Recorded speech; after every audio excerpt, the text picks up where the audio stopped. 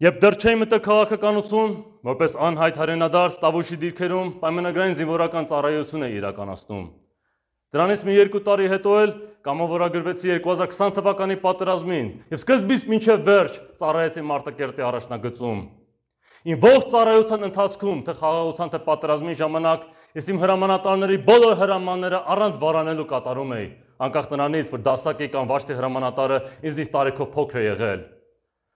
Ամերիկայի Միացյալ Նահանգներում եմ ծնվել, մեծացել, բարձրագույն կրթություն ստացել, ինչպես նաև 3 տարի համալսարանում դասավանդել, բայց այդ ամենը երբեք պատճառ չի հանդիսացել, որ ինձ իմ հրամանատարներից ավելի բարձր դասեմ։ Հերթապահություն չի եղել, որը չեմ կատարել, անկախ նրանից, թե որքան հիվանդ եմ եղել կամ որքան վատ եմ զգացել։ Բարդույթներ չունեի, որովհետև բանակումից չէի դիտարկում որպես առանձին մարդ, այլ որպես զորքի մի մասնիկ, եւ եթե այդ զորքը պետք է ճիշտ աշխատի, ապա այդ զորքի բոլոր զինվորները պետք է պատով կատարեն իրենց բոլոր պարտականությունները անկախ ամեն ինչից։ Բոլորը ուզում են առաջնորդ լինել, բայց բոլորը չեն ուզում կամ պատրաստ չեն անցնելու առաջնորդի ծանր ու դժվար ուղու միջով։ Բոլորը ուզում են գահի նստել, բայց ոչ մեկը չի ուզում զոհաբերություններով ու քրտնաջան հետևողական աշխատանքով արժանանալ այդ գահին։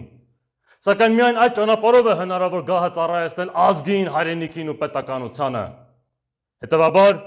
առաջնորդ լինելը ինքնակոչ չի լինում։ Առաջնորդ լինելու համար մարդը պետք է նախ եւ առաջ իր սեփական կյանքի օրինակով ու անհաղթող պայքարով ապացուցի, որ իր խոսքերն ու գաղափարները ոչ թե օդ են, այլ հիմնված են հստակ քայլերի ու գործողությունների վրա։